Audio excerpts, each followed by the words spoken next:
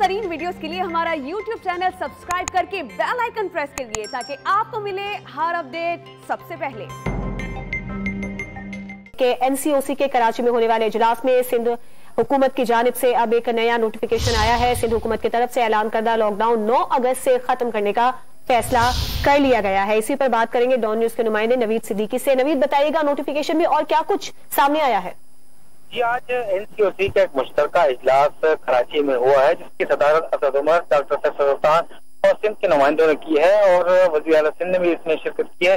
और सिंध बिलखुसूस कराची में वबा की सूरत हाल पर तफसीली गौर किया गया है। हर सतह पर बेहतर हम आहंगी और ताउन की जरूरत पर जोर सिंध हुकूमत की तरफ से ऐलान करता लॉकडाउन 9 अगस्त से खत्म करने का फैसला किया गया है।